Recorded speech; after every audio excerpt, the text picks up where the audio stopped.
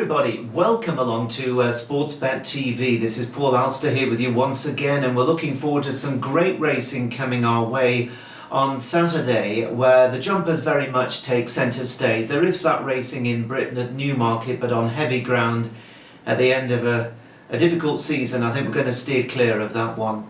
And we're going to concentrate our attention on Wetherby and Ascot, where the jump season really is getting underway. We had Cheltenham last week, and now we have Wetherby and Ascot. But talking about last week, I hope you were with us on our selection Frodon, who put up a wonderful performance off a mark of 164 to lead just about all the way and win the feature event at Cheltenham, the big handicap chase under Bryony Frost.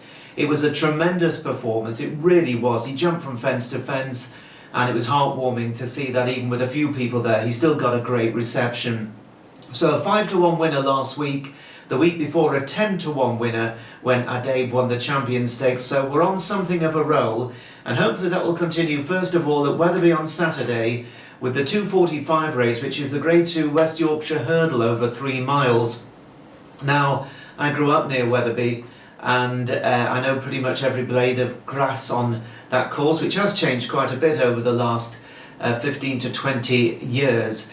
Now, the going forecast at the time of this recording on Friday morning is good to soft, but according to my mum, who still lives in those parts, it was bucketing down overnight. They're expecting rain during Friday, and apparently there's very heavy rain forecast for Saturday. So I think it's going to be unlikely to see anything better than soft ground. It would be a case of the weatherman getting it wrong if that is the case.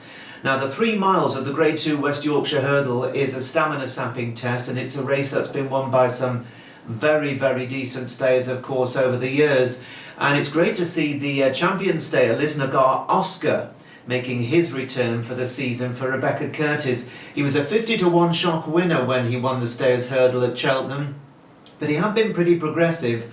And he is a horse that could back that up. We shall see. Roxanne is very interesting. The mare who finished fourth, a close fourth in the mare's hurdle Grade 1 at the Cheltenham Festival. And a fascinating runner for Paul Nicholls, his next destination, who was very high class for Willie Mullins a couple of seasons ago, winning 2 Grade 1s over hurdles and also finishing a close third to Sam Crow at the Cheltenham Festival.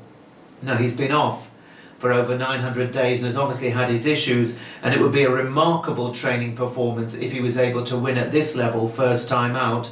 But I don't discount the possibility of him running a very big race. However, I think the horse of interest here is called Holstone. Holstone, trained by Nigel Tristan Davis and the mount of Darrell Jacob. He's a horse that at his best is a very talented stayer, and he was second in this race back in 2017. He's on the cusp of the veteran stage now, but he's still very useful.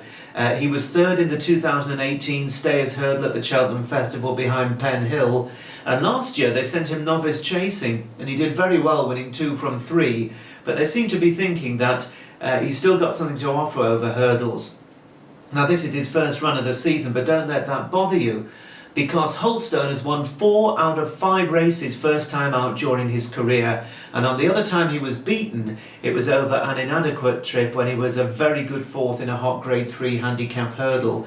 So this is a horse who loves to be fresh and well, and we think he's going to run very well. He'll handle the soft ground, he stays. And at the time of this recording, there's one standout price, because most of the firms are 8-1 and less. But Bet365 are offering 10-1, so 10-1 each way is definitely to be taken. I can't see him starting much more than 8-1, and he could start less if all that rain does come and there are 1 or 2 stamina fears for other runners. So Holstone each way 10-1 with Bet365. That's the first selection in the 2:45 at Wetherby. And then we go down to Ascot, where we have at 3:05 the listed Sodekho handicap hurdle over 2 miles. There are plenty of chances in this. I'll go straight to the horse we're looking at, and he's called Sebastopol. Sebastopol, trained by Tom Lacey in the mount of the multiple champion jockey Richard Johnson. Now, this horse is a lightly raced sort. He's by fame and glory, so he's very well bred. Has only raced 6 times, but he's won 3 of those. And he's another horse who goes well fresh. So the lack of a previous seasonal run is not something that concerns me. He won at Wincanton in October 2019, first time out, stayed on well there to win. And then after another break of about 4 months, he went up to Musselburgh and he went and won the Scottish County Hurdle, which is a very competitive race indeed. Now there he showed a terrific attitude because he was hard pressed for much of the trip and he stayed on really well in the closing stages to give £15 to the runner-up. Now I think that Sebastopol is worth a bet. He's a 6-to-1 chance, and each way again is the recommendation to get your money back if he only places.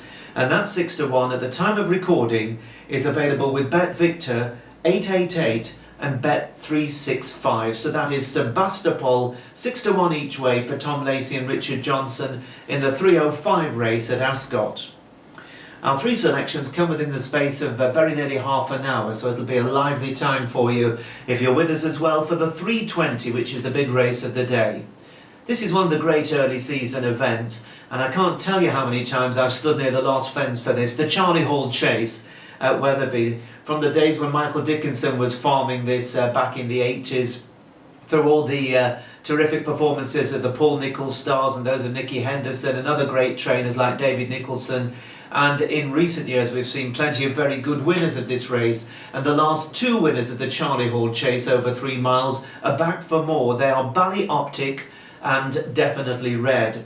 But the star turn without a doubt is Surname, trained by Paul Nicholls. He beat Altior, remember, last season. He's the one that lowered the colours of Altior. That was over 2 miles 5 furlongs, which it has to be said is Surname's optimum trip. He then went to the King George on Boxing Day at Kempton. He was quite a distant second in the end to the impressive Clan des Obeaux, his stable companion. And there has to be a little bit of a fear that 3 miles in testing ground might find out Surname, who's almost certain to go off a warm favourite. Now, if you haven't been to Wetherby, you may not be aware that from the home turn it is uphill all the way to the line. So it really is a stiff test, a much stiffer test than Kempton, I'd say. And I think if there are stamina doubts, they could be found out in Surname, especially first time out on soft ground at an uphill track like Wetherby. So I'm prepared to oppose him, even though he's £7 clear on official ratings. Now last season, Sam Spinner, a very high-class staying hurdler, made a name for himself over fences, winning 3 from 3 in novice chases, including a Grade 2 at Doncaster. He is very smart, and Jed O'Keefe has done really well with him. I think he'll go well, but he might be found out against some more experienced, sort of tougher campaigners, hardened at this level.